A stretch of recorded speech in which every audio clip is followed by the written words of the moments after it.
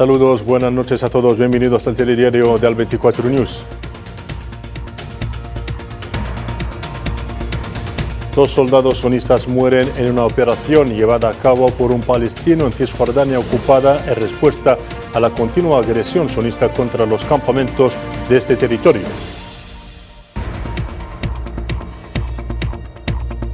Los rebeldes del M23 anuncian unilateralmente un alto el fuego humanitario en vigor desde mañana en el este de la República Democrática del Congo.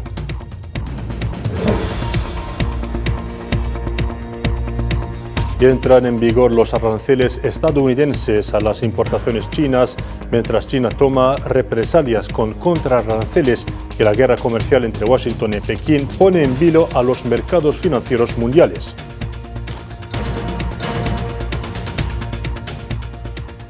¿Qué tal? Buenas noches a todos. Abrimos nuestro informativo con actualidad en Palestina ocupada. Dos soldados de la ocupación sionista murieron y otros resultaron heridos en una operación de tiroteo en el puesto de control de Talla Asir cerca de Tubas en Cisjordania ocupada, mientras que el autor de la operación cayó en mártir. Según fuentes palestinas locales, un palestino llevó a cabo una heroica operación contra una fuerza sionista en el puesto de control de Talla Asir. Esto se produce a la luz de la agresión sionista en curso contra pueblos, ciudades y campamentos de Cisjordania que han dejado más de 20 mártires palestinos, decenas de heridos, además de la destrucción masiva de las calles, infraestructuras y viviendas y el desplazamiento de cientos de familias.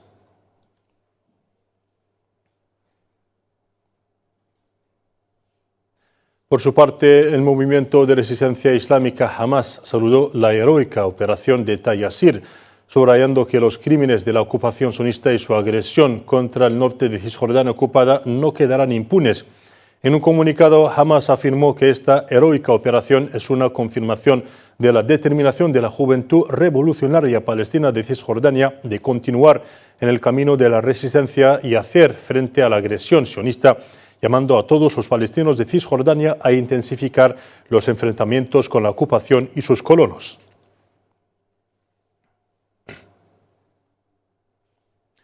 Y confirmando su continua agresión sionista, la gobernación de Jenin anunció este martes que 38 palestinos de la gobernación y su campamento cayeron en mártires desde el comienzo de la agresión. En un comunicado, la gobernación dijo que la ocupación sionista obligó a unas 3.420 familias del interior del campo a huir bajo la amenaza de las armas, señalando que sus fuerzas siguen destruyendo casas del interior del campo con vehículos.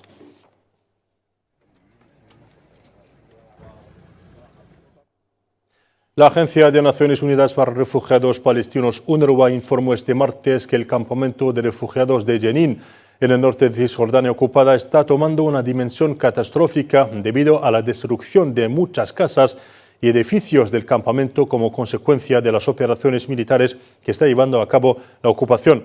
La directora de la comunicación de la agencia, Juliette Thomas, anunció en una sesión en Ginebra que grandes partes de los edificios fueron completamente destruidos, agregando que los residentes del campamento han soportado condiciones insoportables.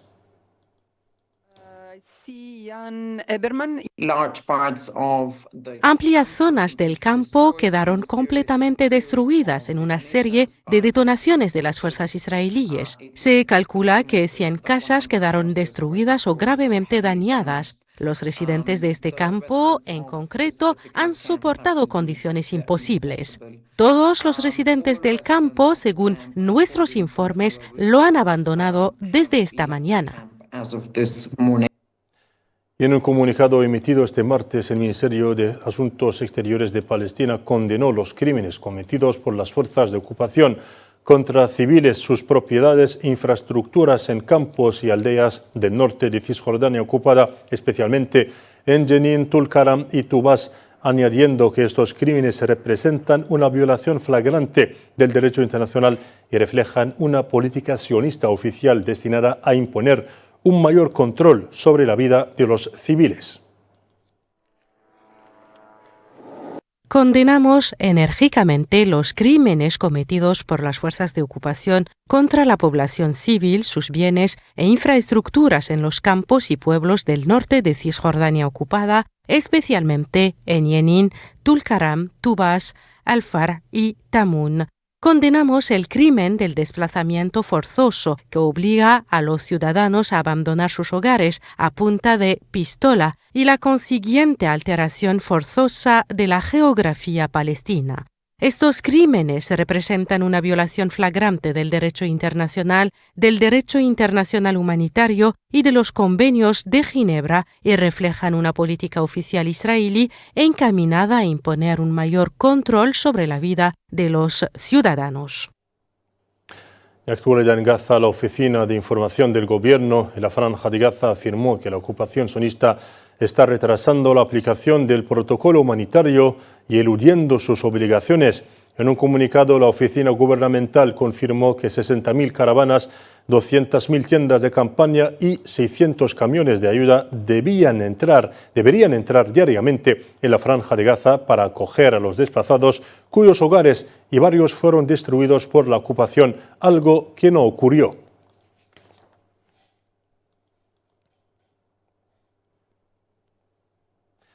Y mientras tanto continúa la agresión sionista en Gaza, la aviación de la ocupación sionista llevó a cabo esta mañana un bombardeo en la calle Al-Rashid, al noroeste de la gobernación central de Gaza.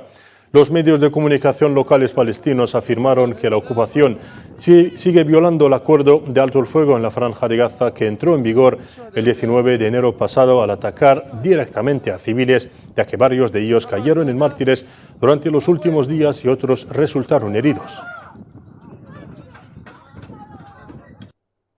Y como consecuencia de los 15 meses de genocidio sionista, la Defensa Civil de Gaza anunció este martes que se habían recuperado los cadáveres de 19 mártires de una fosa común después de que el ejército de ocupación los atacara durante su asalto al complejo médico de Al-Shifa, al oeste de la ciudad de Gaza. En un comunicado, la Defensa Civil confirmó que los cadáveres fueron enterrados en el cementerio de Sheikh Radwan, al norte de la ciudad de Gaza. Y en el Líbano, el Ministerio de Asuntos Exteriores y Expatriados del Líbano, a través de la misión permanente del país ante las Naciones Unidas, presentó una denuncia ante el Consejo de Seguridad de la ONU en respuesta a la violación por parte de la ocupación sionista de la Resolución 1701 y la declaración del cese de las hostilidades. El Ministerio de Asuntos Exteriores libanés confirmó que la denuncia recogía las continuas violaciones por parte de la ocupación del cese de hostilidades desde su entrada en vigor el 27 de noviembre pasado, así como sus continuos ataques terrestres y aéreos y la destrucción de viviendas, además de cometer graves violaciones como secuestros de ciudadanos libaneses, incluidos soldados del ejército libanés. Cambiemos de asunto. El secretario general del Ministerio de Asuntos Exteriores de Argelia, Comunidad Nacional en el Extranjero y Asuntos Africanos, Lounas Makraman, copresidió en Argel con su homólogo de Bangladesh, Mohammad Jashimuddin, las labores de la segunda sesión de las concertaciones políticas argelino-bangladesíes. Ambas partes abordaron con este motivo el estado de las relaciones de amistad y cooperación entre ambos países y las vías para consolidarlas y promoverlas en diversos ámbitos prioritarios, además de varias cuestiones regionales e internacionales que están en el centro de las preocupaciones de ambos países, especialmente la cuestión palestina, la cuestión del Sáhara Occidental, la situación en la región del Sahel y los esfuerzos para reformar el Consejo de Seguridad de la ONU. Y por otra parte, el ministro de Asuntos Exteriores de Argelia, Ahmad Attaf, recibió también al secretario general del Ministerio de Exteriores de la República de Bangladesh, Mohammad Jashimuddin, quien efectúa una visita a Argelia en el marco de la celebración de la segunda sesión del mecanismo de consultas políticas bilaterales. El encuentro fue una oportunidad para revisar el estado de las relaciones fraternas y de cooperación entre Argelia y Bangladesh y examinar las formas de elevarlas a niveles más altos, especialmente en el ámbito económico.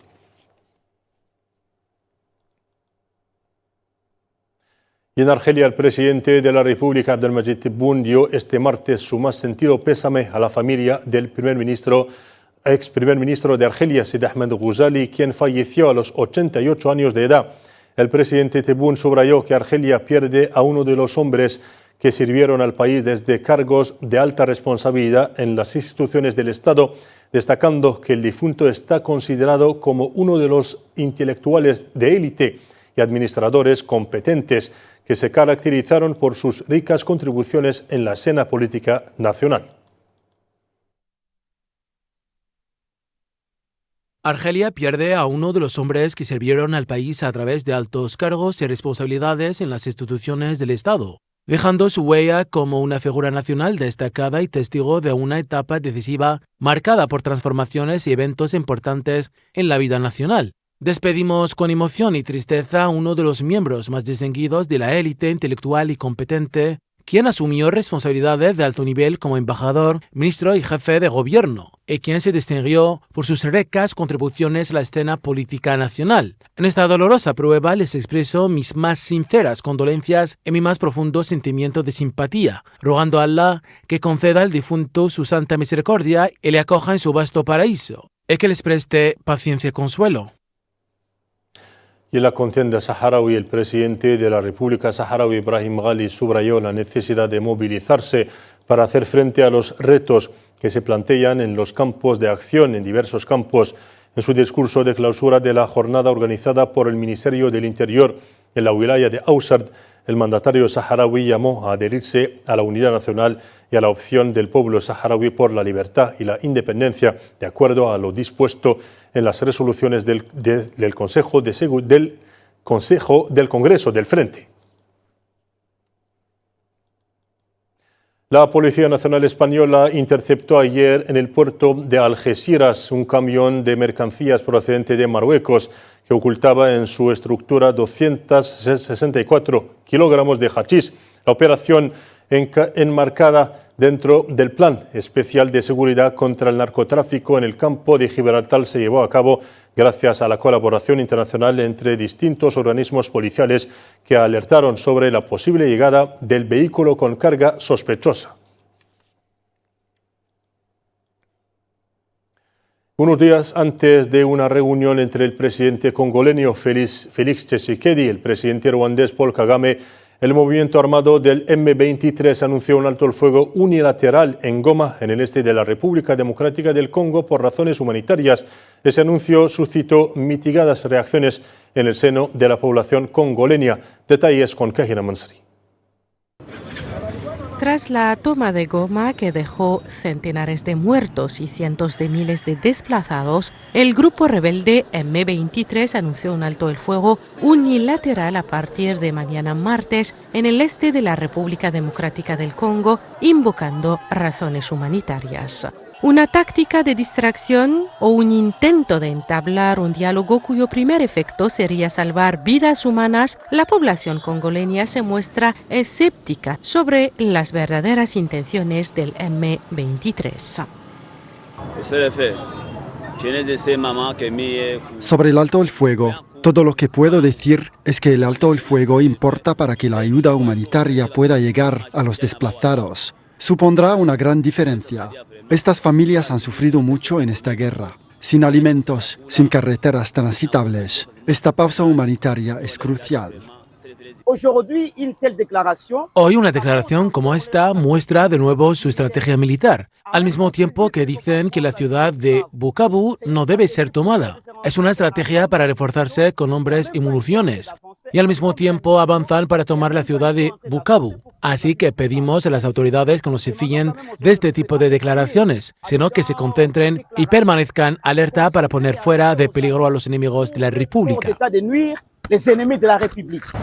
Kinshasa aún no ha reaccionado oficialmente a este anuncio en el momento en que la comunidad internacional llama a una acción coordinada y urgente, en particular a través de la misión onusiana, la MONUSCO. Argelia instó por su parte a la moderación y a la desescalada con vistas a crear las condiciones para una reanudación responsable del diálogo y la negociación con vistas a restablecer la paz en la región.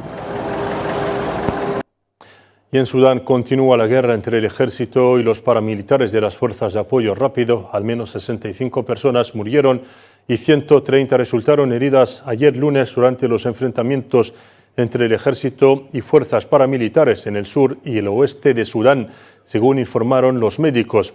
Fuentes locales médicas precisaron que en Kordofán del Sur el fuego de la artillería sobre la capital del estado, Kaduguli, mató al menos 40 personas e hirió a 70.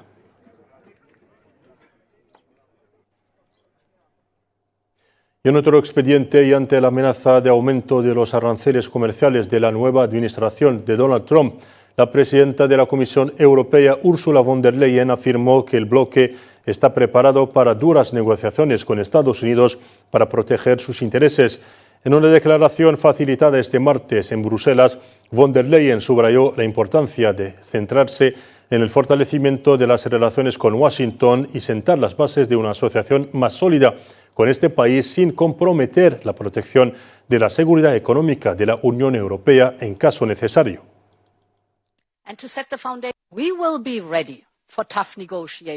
Estaremos dispuestos a entablar duras negociaciones cuando sea necesario y a encontrar soluciones cuando sea posible para resolver cualquier diferendo y sentar las bases de una asociación más sólida. Seremos abiertos y pragmáticos en la forma de lograrlo, pero dejaremos igualmente claro que siempre protegeremos nuestros propios intereses como y cuando sea necesario.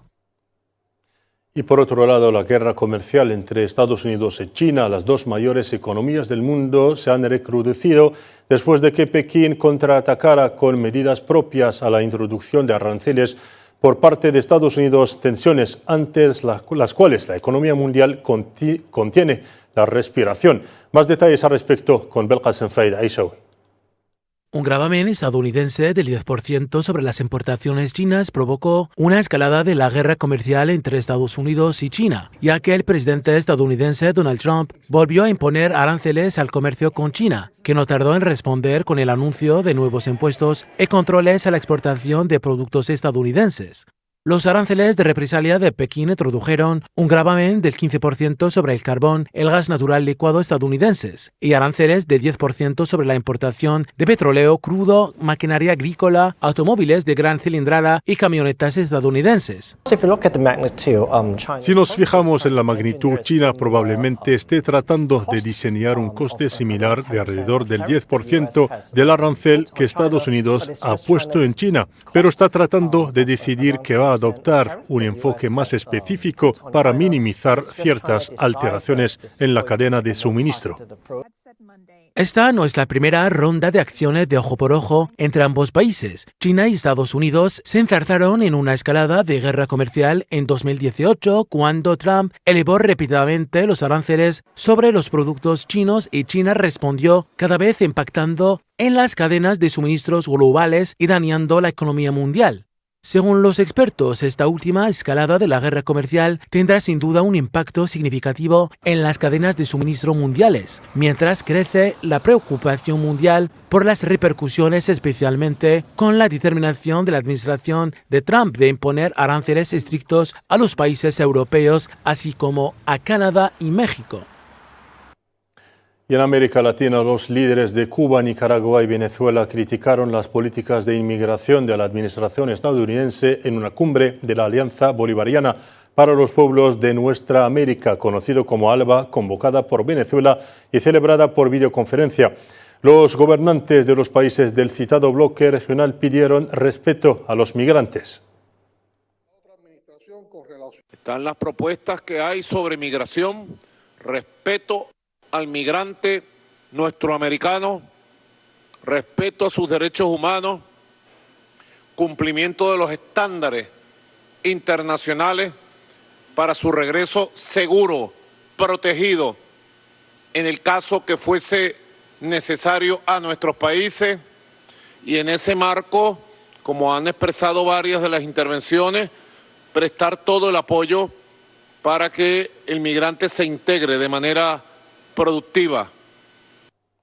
Y en su intervención, el presidente de Cuba, Miguel Díaz-Canel, criticó a Estados Unidos por su postura agresiva, incluidos los planes para un centro de detención en Guantánamo, que calificó de amenaza para la seguridad cubana.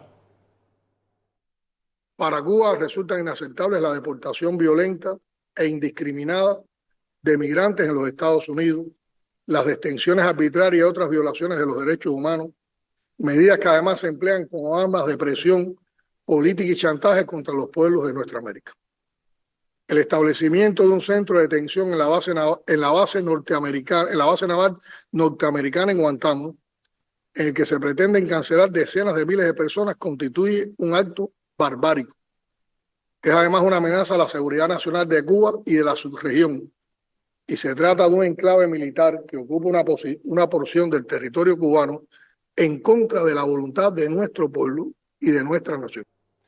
Y a su vez, el presidente de Nicaragua, Daniel Ortega, expresó su solidaridad con los migrantes deportados de Estados Unidos, destacando sus contribuciones a la economía estadounidense. Nosotros expresamos nuestra solidaridad con los migrantes que están siendo desalojados de los Estados Unidos. Y bueno, llegará el día en que la actitud, esa tendencia antimigratoria que se ha exacerbado, desaparezca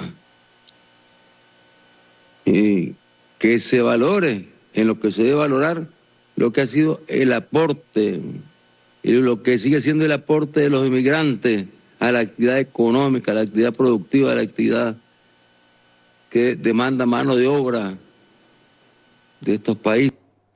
Y hasta aquí llegamos al fin de nuestro informativo. Gracias por su atención. Adiós.